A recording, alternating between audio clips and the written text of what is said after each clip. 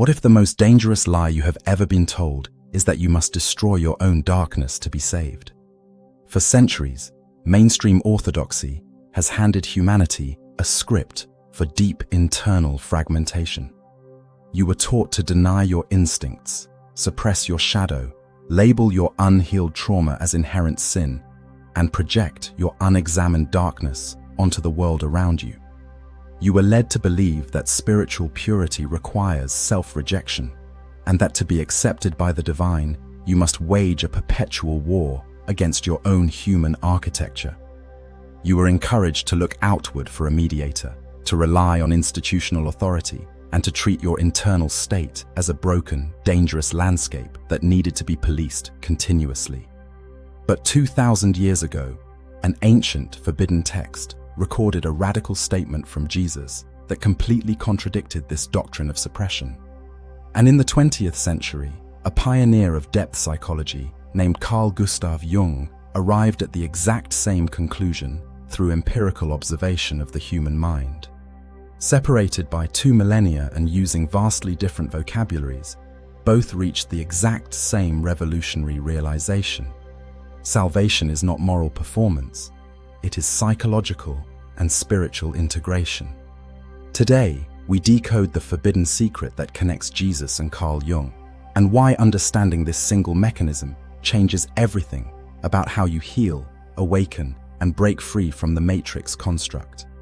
In 1945, in the remote desert village of Nag Hammadi, Egypt, an ancient jar was unearthed containing 13 leather-bound papyrus codices, the forgotten Gnostic scriptures. These texts had been buried in the sand for over 16 centuries, carefully concealed by early monks who refused to let these profound teachings be eradicated by the emerging ecclesiastical empire. Among these reclaimed writings was the Gospel of Thomas, a collection of secret sayings attributed to Jesus. In Logion 70, Jesus delivers a statement that utterly shatters traditional religious dogma. If you bring forth what is within you, what you bring forth will save you. If you do not bring forth what is within you, what you do not bring forth will destroy you. Read those words carefully and absorb their psychological gravity. Jesus is not giving you a sermon on moral perfection. He is not instructing you to suppress your raw humanity, fear external punishment, or conform to religious social codes.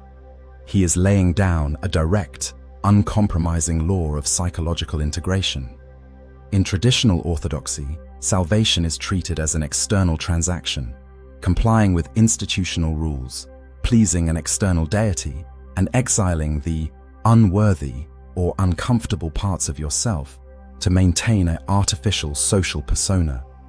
But in the Gnostic revelation, the greatest threat to your soul is not what you do wrong externally, it is what you exile within yourself.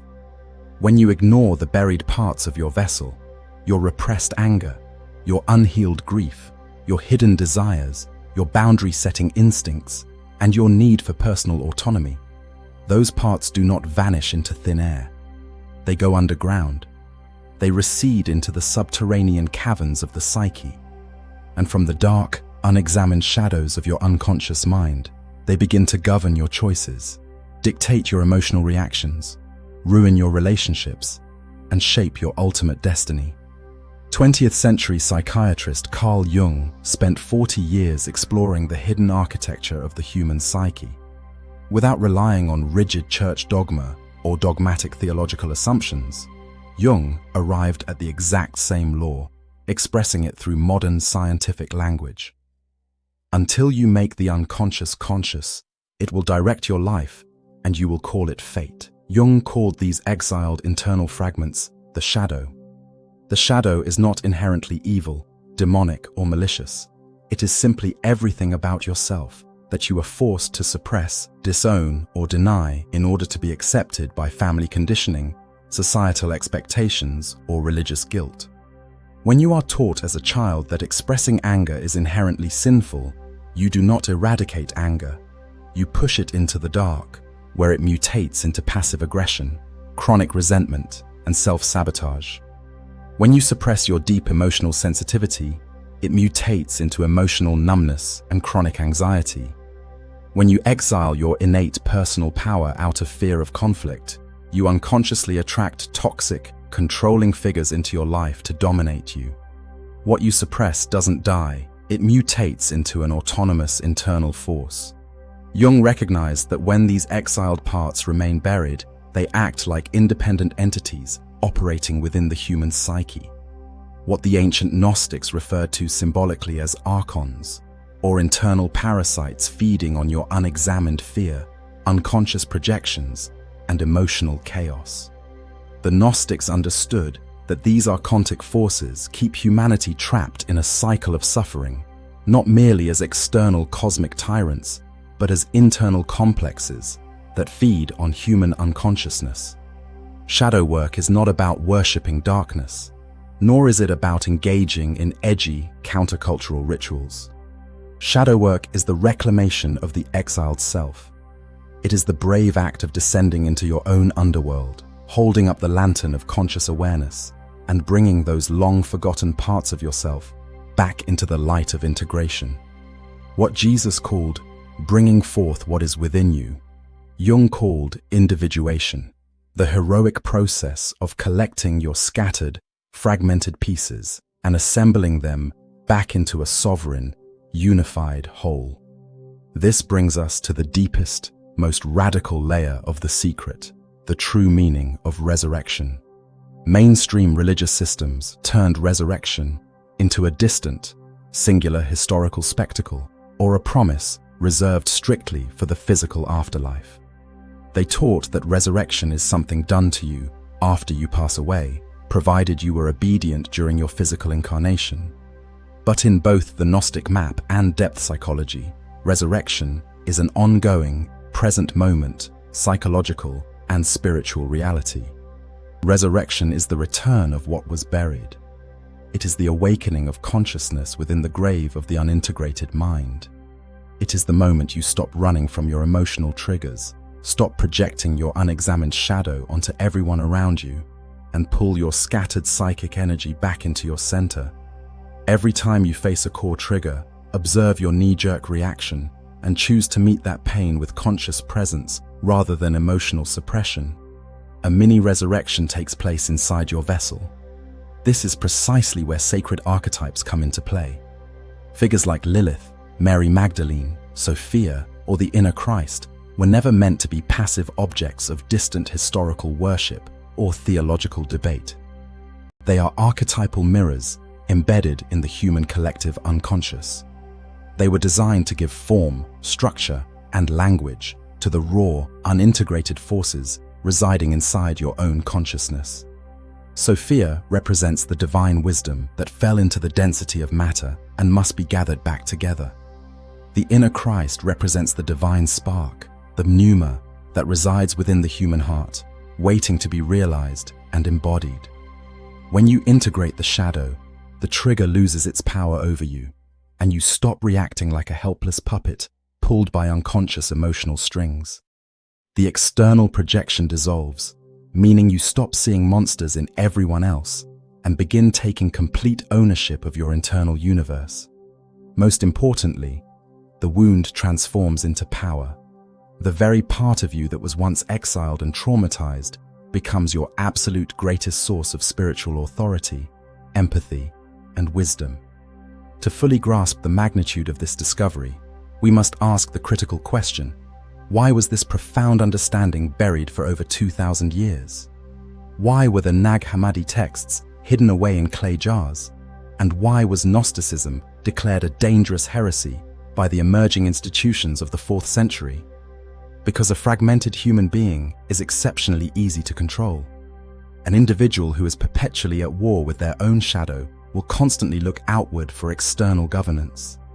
They will seek an external savior, an external priest, an external institution, or an external political or social system to grant them validation, forgiveness, identity, and peace. When you are convinced that your inner world is inherently evil, dark, and untrustworthy, you willingly surrender your spiritual sovereignty to the matrix construct outside. You become dependent on intermediaries to tell you what is true what is moral, and who you are allowed to be. Institutional structures thrive on your internal division. Your inner conflict is their primary currency. Both Jesus in the Gnostic tradition and Carl Jung in modern psychology sought to break this hypnotic spell. They wanted you to realize that the kingdom of God and the totality of the self is not out there in the clouds, nor is it hidden behind institutional doors or controlled by earthly intermediaries. It is hard-coded into the deep architecture of your own being. It is the divine spark waiting to be recognized beneath the layers of conditioning, societal persona, and repressed fear. When you begin to view your life through this unified lens, every daily struggle transforms from a mindless obstacle into a sacred invitation. Your emotional triggers are no longer random annoyances. They are literal maps pointing directly to where your shadow is asking for integration. Your relationship conflicts are no longer proof that the world is against you. They are clear projections highlighting the unhealed, unintegrated aspects of your own psyche that you have refused to claim. The matrix construct relies entirely on your willingness to stay unconscious, to remain divided against yourself, and to keep fighting external battles while your internal home remains fractured. But the moment you unite the internal masculine and feminine, the light and the dark, the conscious and the unconscious, you break the cycle of unconscious fate. You cease to be a passive consumer of external narratives, and you become an integrated, sovereign agent of truth operating within the physical realm. You were not born into this world to live as a shattered vessel pretending to be pure, nor were you placed here to spend your days apologizing for your human existence. You were born to become whole. The process of spiritual evolution is not about becoming a polished persona that pleases the crowd. It is about having the courage to face the entirety of your internal landscape with total, radical honesty. The moment you reconcile the light and the shadow within yourself, the illusion of separation breaks entirely. You cease to be a victim of unconscious fate, and you step into the divine spark, the Pneuma, that was yours before the foundation of the world.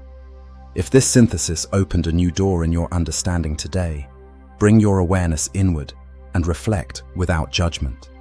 What part of your inner self have you been afraid to bring forth into the light? Reclaim it, integrate it, and step into your complete, unshakable wholeness.